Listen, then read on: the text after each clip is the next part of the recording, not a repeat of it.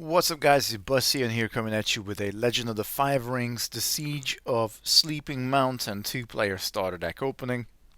This is the first time we're looking at Legend of the Five Rings on the channel. This is from AEG, the original creators, and this 2-player starter is from 1999.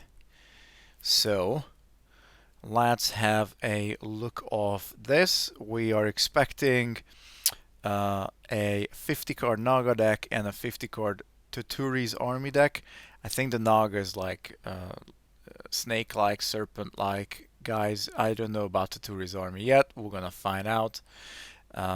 Siege of Sleepy Mountain is an ideal way for a new player to experience Legend of the Fire Rings and a great starting point for all players to immerse themselves in the exciting ever unfolding story of Rokugan. I have actually recently acquired a small set from sort of 2003, 2004 cards, sort of like Shadowlands era, and yeah, it kind of got my interest. I've always liked the premise of Japanese culture, and obviously this is based on like Japanese fantasy, which is pretty cool. However, the cards I have, they do not have a rulebook, so I don't really know how to play. This was the sort of closest thing, easiest thing I could find, I could pick up, and hopefully the 250 card decks are actually a nice way to actually just experience the game, get maybe a couple of games in or whatnot. Now this is very cool because there is a pull tab here, which for 1999 decks isn't exactly common. So let's open that pull tab on this nearly 25 years old 2-player starter. There we go, and that's open now. Well, we certainly can't undo this. Okay, so again opening, so we got the clan.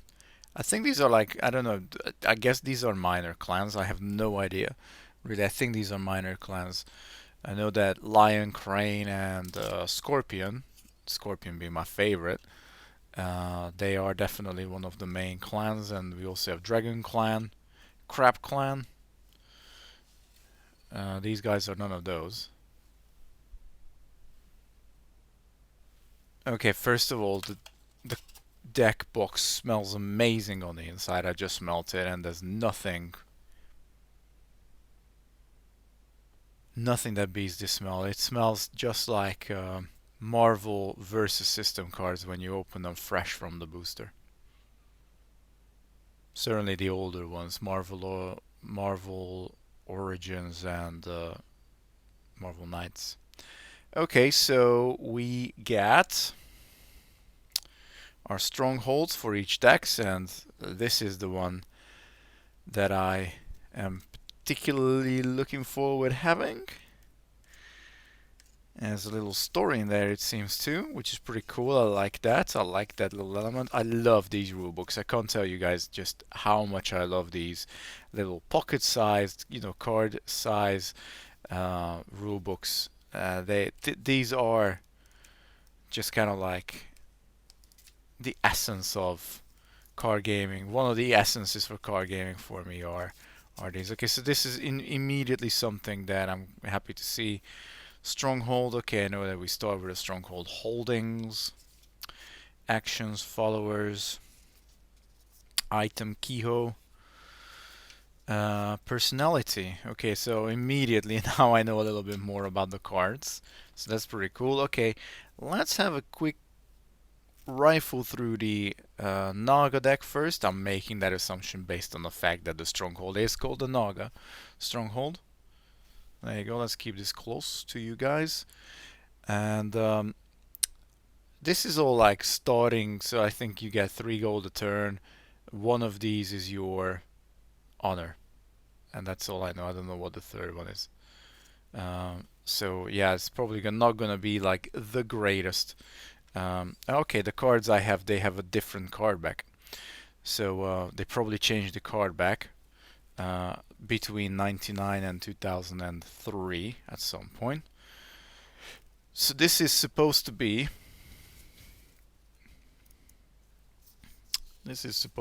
a holding.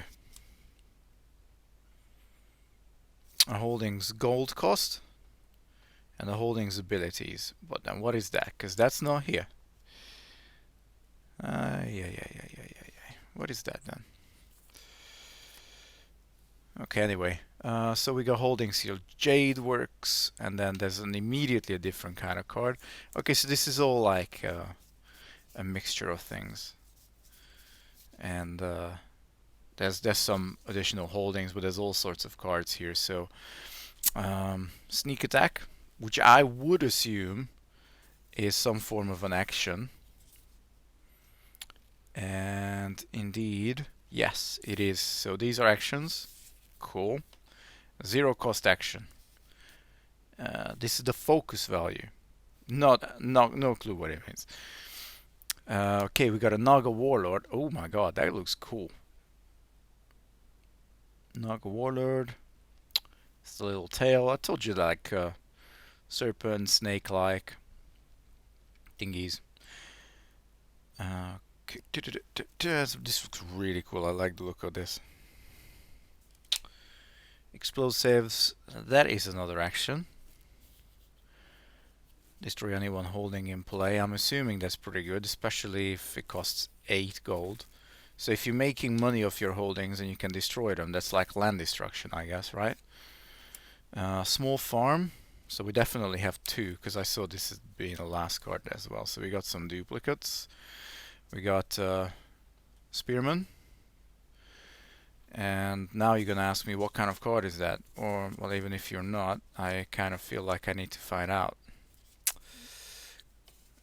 This is a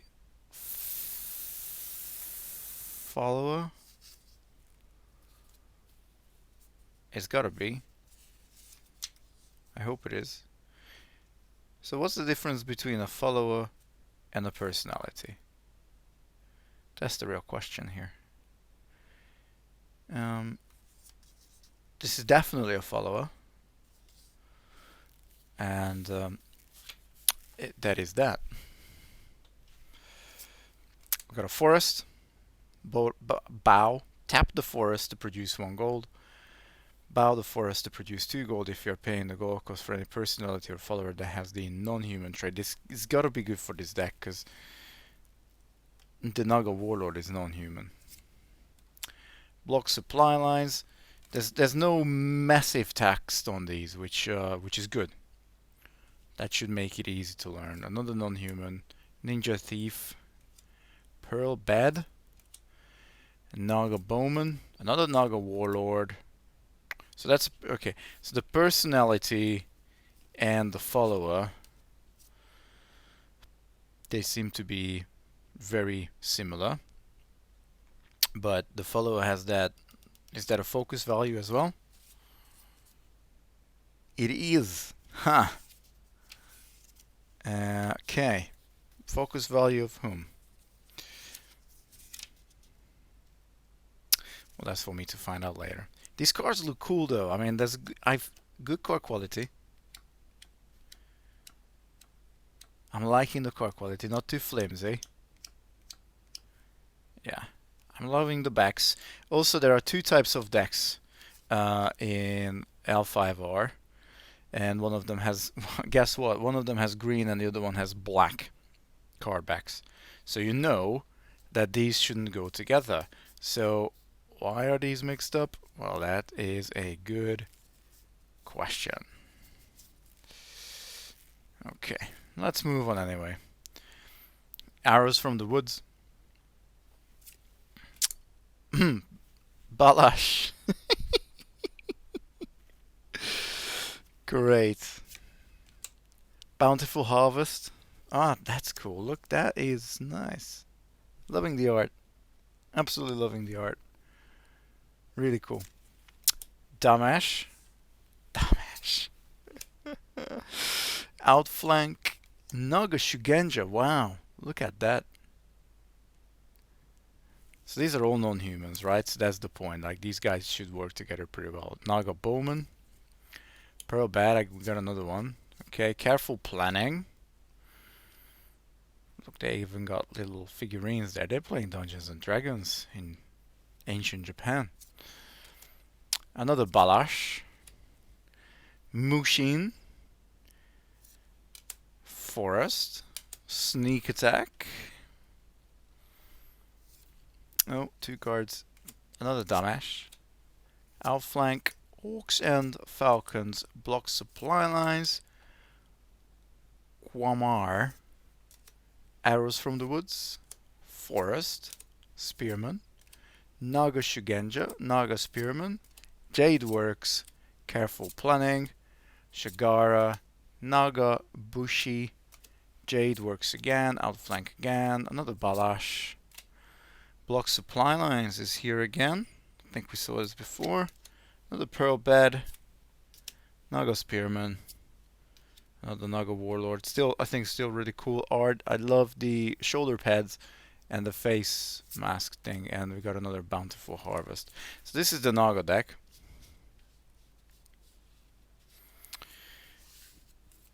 And the Naga Stronghold. And then we've got this deck here, which is supposed to be the whatever the box said. Tuturi's army deck. Who is Tuturi? Why does he have an army? Is he or she? I don't know any of these.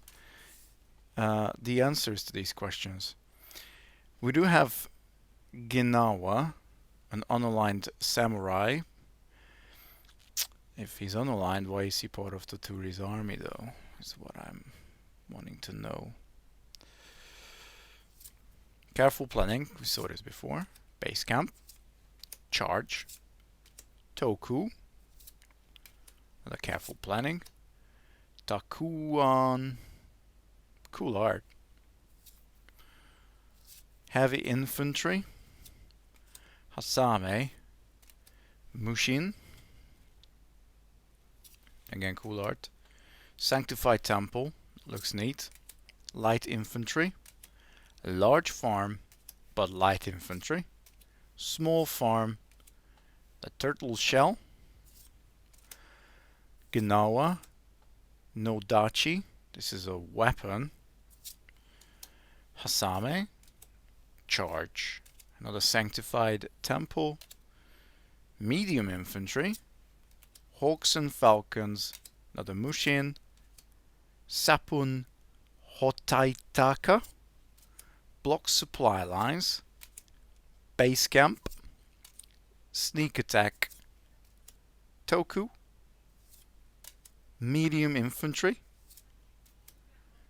Jade Works. Sneak Attack. Genoa. Heavy Infantry again. We had medium and heavy infantry, but light farms, remember. Base Camp. Nodachi. Sapun. Hotaitaka. Another medium infantry. Small farm. Light infantry. Hasame. The Turtle Shell. Jade Works. Outflank. Sapun. Hotaitaka. Heavy infantry. Jade Works. Outflank. And Toku. So what's interesting here is that I've noticed is that we've got all these different types of infantries. And if these are all followers, which I can only assume maybe you can attach to one of the main characters, would that like boost its values or like I don't know what, but light infantry, medium and heavy, that costs 2, that costs 5, that costs 8. That might be the honor requirement there.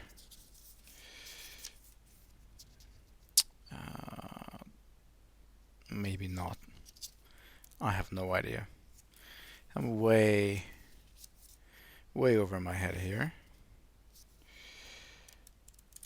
But, you know, because we have so many copies of these things, these clearly play an important role in how this deck should run.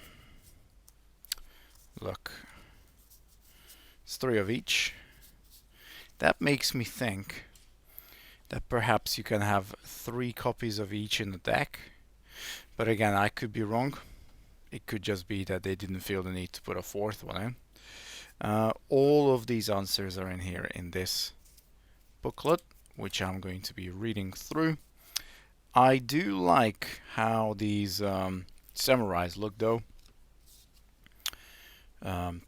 Just a couple examples here, Toku and Sapun, Hotaitaka.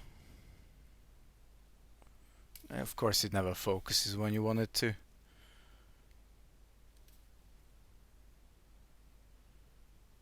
There you go.